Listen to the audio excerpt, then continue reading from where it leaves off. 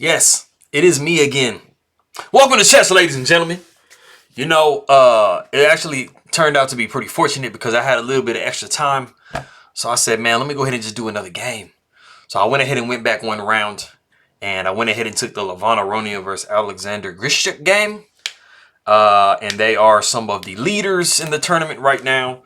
So I figured maybe they might be kind of hot. But this is a really, really nice game. As you guys see in the title, I'm calling it the Rook on the 7th Immortal. I think that's going to be the title. I haven't titled it yet, but I mean, that's pretty much what it is. So you guys will see what I'm talking about. But for all of my people that are from Armenia, Vogjuven and mercy to you. Appreciate you guys coming and stopping and taking a look at my video. For everybody that is from Russia, I'll say privyet to you. Spasibo for coming by and taking a look at my stuff. And as always, for my people in the Philippines, Maganagu Maga Kamustana. Mabuting Pagbati, Masaya Kong Mukiri Kang Muli. Appreciate you guys very much for stopping by. If you guys are ready to go, let's take a look and see what we have for this game. We got D4, knight comes to F6, C4, E6, knight to F3, D5. So for anybody that watches my videos, you guys have seen this position so many different times. You know, you have all these different options. You know, you got Catalans, you got semi-Slavs, Slavs, Bogo-Indian type situations. We do see knight to C3, and we see C5. Now, it's a pretty commonly played opening, so it's definitely not dubious. You know, it's up there in the top like 4 or 5 or whatever. So, you know, it's just kind of, you know, getting off the beaten path a little bit. We got E3. So we have the, it started off as an Indian, of course, you know, with knight to F, with D4, knight F6. And we have the Tarrasch variation. So, I mean, it's somewhat symmetrical. I mean, if we had knight to C6 play, and we do. So I've spoken into existence. Nah, I'm playing. I looked at the game before I did the video.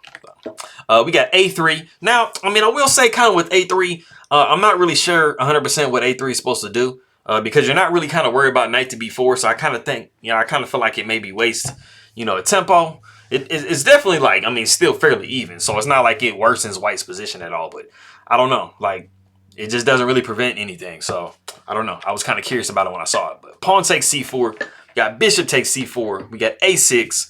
Now, on the other hand, black, A6 has a very, very clear intent.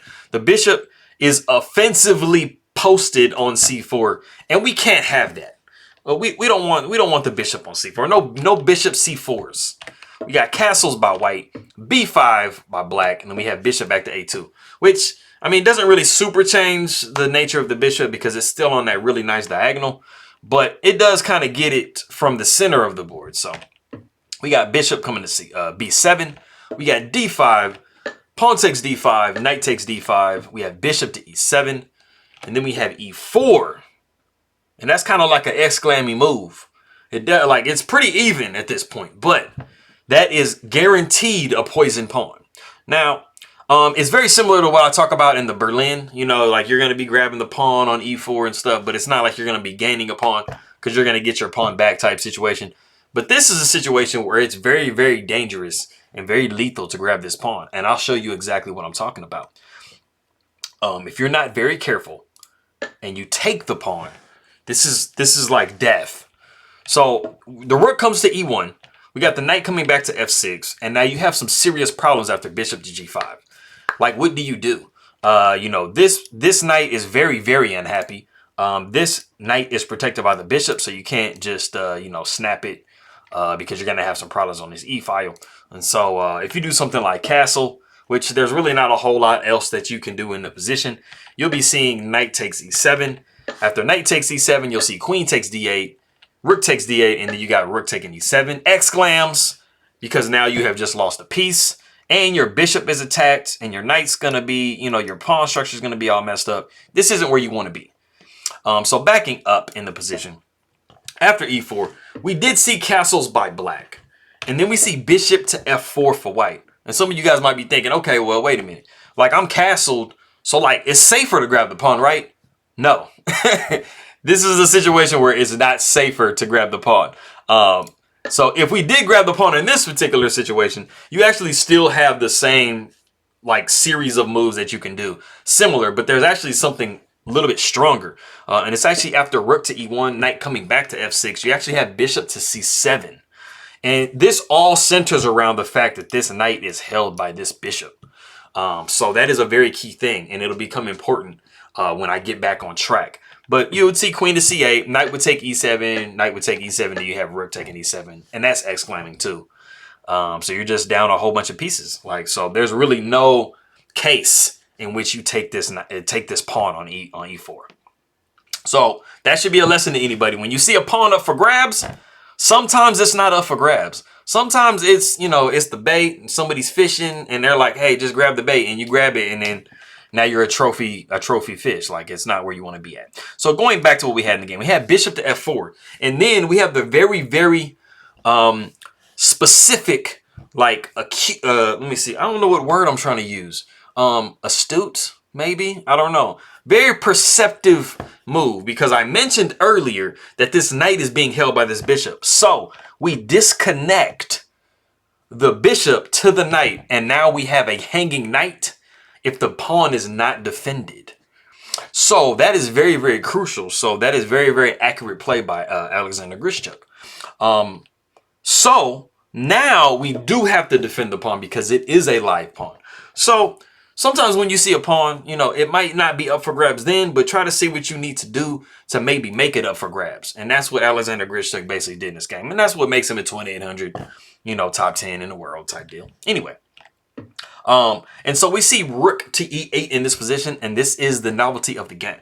Now, if we back up, we have actually seen rook to c8 played twice, and as recent as 2020. So as of last year, we've seen this. And it's just pretty clear. I mean, you have this pawn majority over here, 3-on-2. So you're going to be trying to create a passed pawn over here. So, I mean, most likely the pawn is going to be on c file. So, you know, you're kind of preemptively putting the rook behind it to, you know, try to get that rolling. So, like I said, we did see rook to e8, and then we see queen to d2. And as you can see, white has pretty much gotten all their development done. So black still kind of has, like, you know, at least a move before they kind of get on white's level. So we see bishop to c5. We got bishop to g5. And that's kind of an exclam move because, you know, that's threatening to really damage your structure over here and create some dark square weaknesses, which you don't want because, you know, white has this little dark square bishop hanging around over there. So we got bishop back to e7. We have h4. Now, h4 isn't probably like the best move in the position, but it does have some like fundamental implications because it has created luft for the king on h2. So that's definitely something that it's doing. But rook a to d1 was just monstrous because you're just adding, you know, you're putting this rook on an open file. You're backing up the queen. You're extra supporting the knight. So it just kind of looked too juicy for me to play h4 personally. But, you know, I'm not Grischuk. So, you know, like I said, we did see h4. We got h6 by black. Bishop comes back down to f4. And then we see bishop back to c5. So the bishop is like, you know, just kind of like wandering back and forth. We got bishop to c7, placing a nice little attack on the queen. And, you know, as you guys know, the queen, the bishop is defended by the knight. So there aren't any in-between moves here. Queen goes to c8. We see knight takes f6 with check. Pawn takes f6. And then we see queen to f4. And as you can see the situation, you know, white has all of their pieces out. And black is kind of having a little bit of trouble with their coordination with their pieces. You know, the rook is in the corner, like not really doing anything. Their bishop is blocked by the knight. This bishop, you know, maybe they're kind of doing something a little bit on this diagonal, but, you know, as you can see, like there's a little bit of congestion in black's camp. So we actually see knight to d4. And this is actually the part where, you know, it actually kind of starts to go downhill for Grischuk. It's not the most accurate of moves to place the knight on a better square and open up the bishop. Knight to e5 was far superior, and it's due to the fact that you can't actually grab this knight with the knight because you're going to be dropping your bishop, and you now have a pin against your queen, so you're going to actually be losing a piece in this variation. So, you know, you're going to be forced after that to take with the bishop. And then after the pawn takes, you have maybe, you know, most likely queen taking h6, but you do have rook to e6, and you are down a pawn as black, but you do have a lot of compensation because this rook is swinging to g6. You have this bishop on this diagonal. You have this bishop on this diagonal. Not that diagonal. Let me draw the right diagonal. This rook coming over here. this queen can actually, after the rook comes to g6, can swing over to h3 or come to g4. And as you guys know, this pawn is pinned, so the queen can actually rest on g3 comfortably. It is just way too much. And as you can see in this particular situation, white has very, very good compensation for that pawn. So you definitely don't want to end up in a situation like this. So this was definitely something that Grischuk actually had, and you know, it would have been kind of interesting had he played it. But we did see knight to d4, knight took d4, bishop took d4, and then we see rook a to d1. And as you can see, like, white is just getting their pieces just rolling just so much superior to black. We got bishop back to c5, and then we have reached a point in the game. There is a super like exclam killer move in this position for white, I want you guys to go ahead and pause the video and see if you can find this move. And I think a lot of the people that watch my videos, they should find this move because it is something I actually talk about quite a bit. So go ahead and take a look and see if you can find this move. Okay, so there's a couple things I want to say about this move before I show it on the board.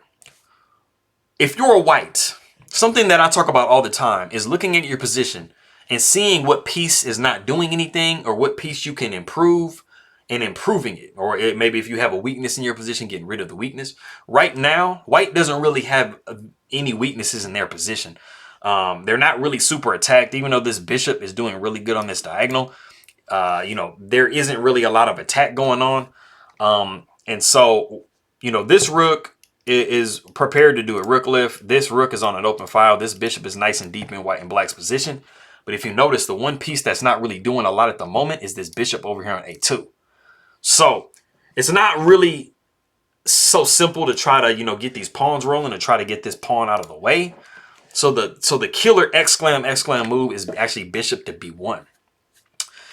And I mean, its redirection is just doing like volumes for white right now because you are threatening a lot of things and you do have this open file. And so Grischuk actually makes what he thinks is a defensive move, but it actually allows this rook lift and his bishop to f8. And so now you literally are just like full steam ahead for this rook lift that was actually going to take like quite a bit of preparation to do because this bishop on this diagonal was like never going to allow that rook to get that lift. So Grischuk actually just allows this rook lift, and it's like literally just the end of the game. So we see bishop come into g7. We see rook to g3. That's pinning the bishop. And that's making either one of these pawns, you know, just delectable for white. We see king over to h8. We got e5. And e5 is really, really beautiful. This is the move that, you know, I mean, you were working on and you were thinking about when you made this bishop to b1 move. Because now this bishop is just completely live on this diagonal. And that's a long diagonal, man. So the problem is you cannot take with the pawn because you're going to be looking at queen to f7. And then, I mean, rook to g8 is the only defensive move. And then what do you do after queen to g6? I mean, there's just nothing to do. This is a magical square. I think you guys can see the magic in this square. Like, look, it's green. And I mean, it's like, I mean, yeah, it's just too juicy, man. So backing up after e5, I mean, like I said before, there's really nothing that could have been done a couple of moves ago. So, I mean, you're just kind of tossing moves out there for black at this point. Queen comes to e6. You see bishop coming to f5, just being completely relentless. And then you see queen to e7. And this is the move. And I think you guys can see it. This is the reason that I put this in the description of the video for the Immortal Rook on the 7th. And it is rook to d7. Man, I mean, just look at the board. Like, every single one of white's pieces is literally attacking black's position like mercilessly. I mean, the queen is like almost trapped. Like, the queen has like one move to go to, like there, and like, I mean, what was it? There, and there. Like, those are not attractive squares to go to. Maybe this is probably the best thing you can do, but I mean, man, you got this bad boy coming, and then, I mean, what does this bishop do? I mean, the bishop is just like depressed. I mean, you come over here and it's kind of like the same thing. I mean, nah. Nah, that's not. I don't want to be black. Like, I'm just going to throw chess away if I'm black. Like, I'm not doing it, man. And I mean, with all due respect, I mean, Grischuk is like definitely one of the best players in the world. But I mean, I just do not want to be him in this position at all. So that is that game.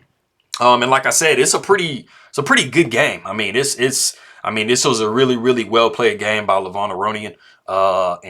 This was definitely, I mean, up there with one of his best played games. And you know, he's had some, he's kind of had a little bit of rockiness going on in some recent tournaments and stuff like that. So it's kind of cool to see him play like this. But you know, it was a good one. But you know, I appreciate everybody coming by. So merci to my people from Armenia. You know, meraming salamat. A king ma kaibigan to my people in the Philippines, and spasibo for my people that are coming from Russia, and I will see y'all next time.